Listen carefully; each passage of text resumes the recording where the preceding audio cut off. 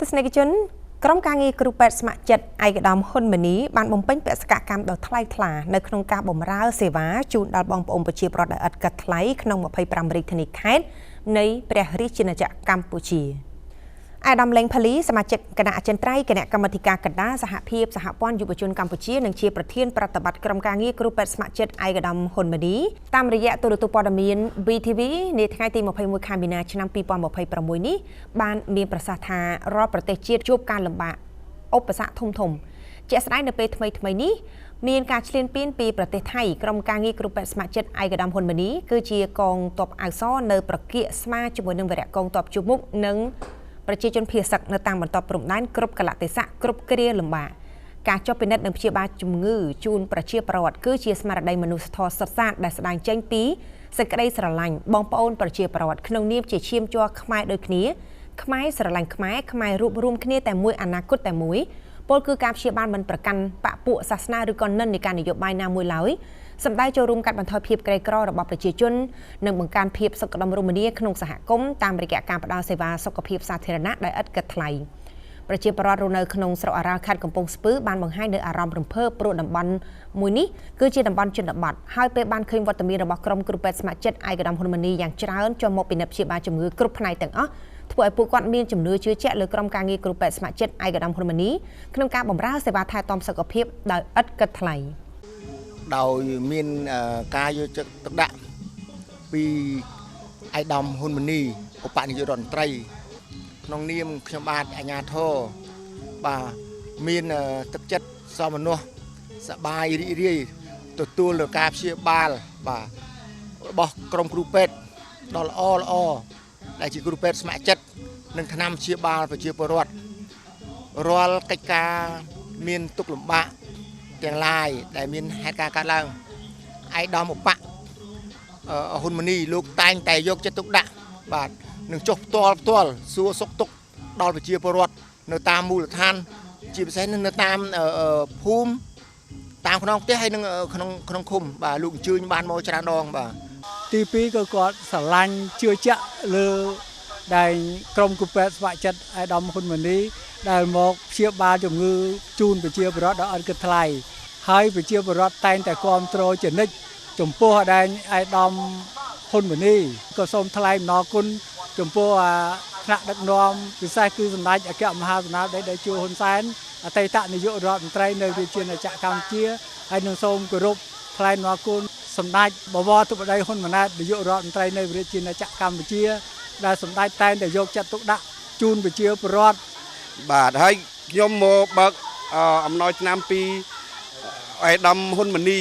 ក្នុងចិត្តខ្ញុំរីករាយសប្បាយចិត្តណាស់ដែលបានឯកឧត្តមចុះដល់ទីតាំងផ្ទាល់បាទខ្ញុំសូមលើកដៃ10សូមគោរពដល់ឯកឧត្តមហ៊ុនម៉ាណីដែលគាត់បានជួយដល់ឆ្នាំដល់ប្រជាពលរដ្ឋទូទាំងស្រុកអារ៉ាល់ហើយខ្ញុំក៏សប្បាយចិត្តនេះបានឆ្នាំហើយនឹងព្យាបាលភ្នែកបានវ៉ាន់តាពាក់ហើយជាលើកទី1សម្រាប់ខ្ញុំរំភើបព្រោះតំបន់នេះជាតំបន់ជនបទហើយក្នុងនាមខ្ញុំផ្ទាល់គឺសប្បាយចិត្តជួសមុខដល់ប្រជាពលរដ្ឋទូទាំងស្រុកអារ៉ាល់ហើយនឹងតំបន់រលាក់កងជើងយើងខ្ញុំនេះសូមឲ្យមានលើក្រោយទៀតបាទហើយសូមគោរពជូនពរដល់ឯកឧត្តមឲ្យមានសុខភាពល្អបាទសូមអរគុណទាំងរូបខ្ញុំផ្ទាល់ក៏ដូចជាប្រជាពលរដ្ឋនៅក្នុងមូលដ្ឋាននេះពិតជាមានសារៈសំខាន់ទី2ទៀតគឺគាត់អាចចូលរួមមកបើកថ្នាំដើម្បីយកទៅព្យាបាលជំងឺទូទៅរបស់គាត់ចាស់ហើយមានតាំងផ្នែកពេទ្យធ្មេញក៏ដូចជាភ្នែកហើយនិយាយរួមទៅពិតជាមានសារៈសំខាន់មែនទែនហើយក៏សូមអរគុណយ៉ាងជ្រាលជ្រៅចំពោះថ្នាក់ដឹកនាំចាគ្រប់លំដាប់ថ្នាក់ហើយនឹងសូមមួយវិញទៀតសូមអរគុណដល់ពេទ្យស្ម័គ្រចិត្តចាសូមជូនពរឲ្យពួកគាត់ទាំងអស់ជួបតែសុខសុវត្ថិភាពចំណែកក្រុមគ្រូពេទ្យស្ម័គ្រចិត្តឯកឧត្តមហ៊ុនម៉ាណីបានបដិញ្ញាចិត្តខ្ពស់ដើម្បីចូលរួមចំណាយជាមួយរាជរដ្ឋាភិបាលក្នុងការលើកកម្ពស់សុខុមាលភាពប្រជាពលរដ្ឋតាមរយៈការពិនិត្យព្យាបាលជំងឺថែទាំសុខភាពជូនប្រជាជនដែលឥតគិតថ្លៃហើយថ្ងៃនេះដែរពួកខ្ញុំបានមកចូលរួមក្នុងបេសកកម្មរបស់ក្រុមគ្រូពេទ្យស្ម័គ្រចិត្តអាដាមហ៊ុនម៉ាណីជ ចំពោះចំណាប់អារម្មណ៍របស់ពួកខ្ញុំថ្ងៃនេះដែរគឺសប្បាយចិត្តខ្លាំងមែនទែនពូដោយសារបានចូលរួមក្នុងបេសកកម្មហើយជួយបរិញ្ញាបងប្អូននិងលោកគ្រូអ្នកគ្រូខាងផ្នែកសង្គ្រោះបឋមទៅលើការធ្វើ CPR ការសង្គ្រោះដោយសង្កាត់បេះដូង ខ្ញុំមានអារម្មណ៍ថាសប្បាយនិងត្រេកអរហើយនឹងមានមោទនភាពចំពោះខ្លួនឯងចំពោះសាកលវិទ្យាល័យចេនឡាដែលបានផ្ដល់ឱកាសដល់សិស្សានុសិស្សនិស្សិតទាំងអស់មកចូលរួមក្នុងកម្មវិធីនេះហើយក៏សង្ឃឹមថានឹងមានវគ្គក្រោយៗបន្តទៀតផងដែរដើម្បីឲ្យនិស្សិតទាំងអស់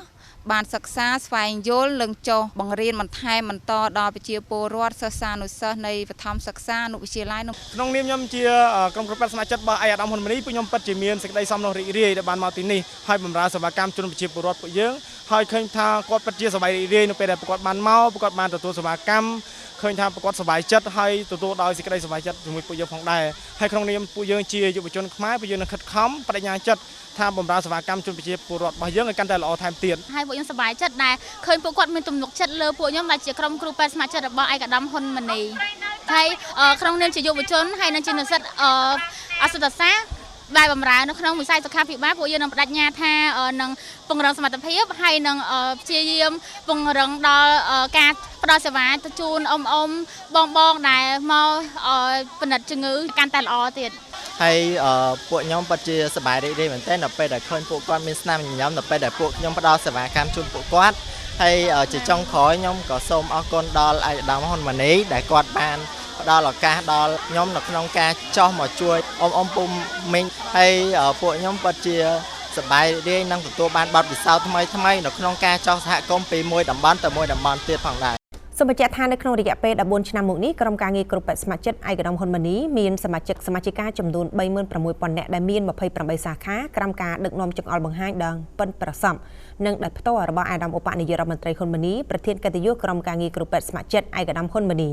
យើងផ្ដល់សេវាបានចំនួន 2478 លើកដែលមានប្រជាពលរដ្ឋចូលរួមចំនួន 13,60,9,939 នាក់គិតត្រឹមថ្ងៃទី 14 ខែមីនាឆ្នាំ 2026 ច្រើនជាង 3/4 នៃប្រជាជនសរុបទូទាំងប្រទេសដែលមានចំនួន